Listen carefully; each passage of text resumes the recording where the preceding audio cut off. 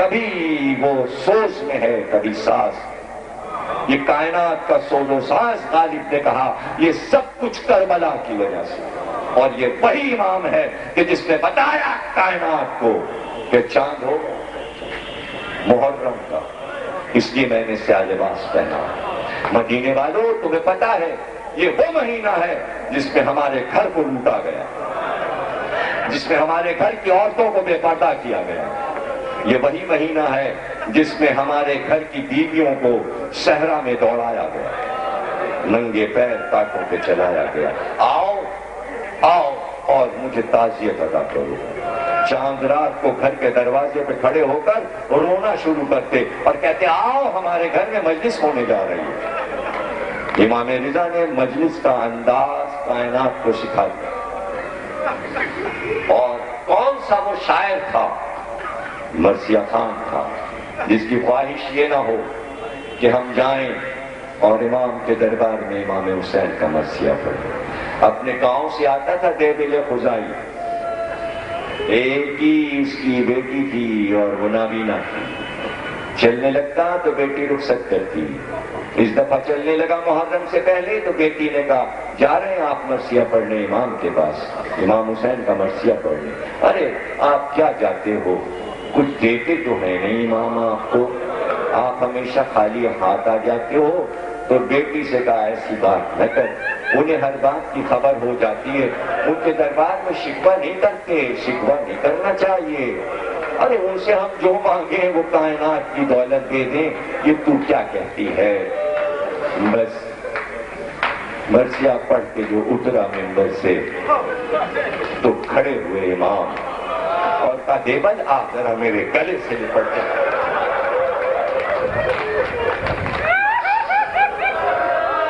میرے سینے سے لگ جا، کیا مرثیہ پڑھا ہے. جیسے ہی سینے سے لگا چکے تو دوست کی ابا اتاری کہ تجھے پتا ہے یہ کب سے میرے دوست پہ آ رہی ہے، یہ امامت اور نبوت کی ابا ہے. دیوبند آج ایسا مرثیہ پڑھا، لے یہ ابا میں تجھ کو دیتا ہوں. یہ کہہ کر کاندھے پر ابا ڈال دی. دیوبند رونے لگا کہ کیا انعام دیا ہے آپ نے کہ جسے میں منع بھی نہیں کر سکتا، جس سے میں انکار بھی نہیں کر سکتا. یہ لباس امامت کا لباس آج آپ نے ذاکر حسین کے دوست میں ڈال دیا. بس ایک بار شور ہوا، دیوبند واپس چلا اپنے گاؤں کو.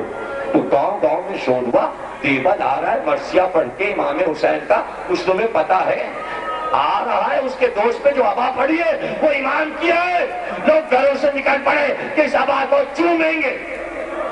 ہزاروں کا مجمع لگ جاتا، جدھر سے دیوبند جاتا لوگ چاہتے کہ اس ابا کو چوم لیں، یہ امام کی ابا ہے. اس کے ٹکڑے ٹکڑے ہو گئے، ہر ایک اس ابا کا ٹکڑا ٹکڑا لے گیا. لیکن جب گھر پہنچا تو اس ابا کا اتنا ٹکڑا بچا تھا کہ جو اس کی مٹھی میں رہ گیا تھا. گھر کا دروازہ کھولا اور آواز دی بیٹی میں نے کہا تھا شکوہ نہ کرنا، مجھے پتا ہے اپنے دوست کی ابا دے دی مگر لوگ تبرک سمجھ کے لے گئے. چل لیا ایک ٹکڑا بچا ہے. جیسے ہی بیٹی آئی وہ ٹکڑا اٹھا کے اس کے چہرے پہ رکھ دیا.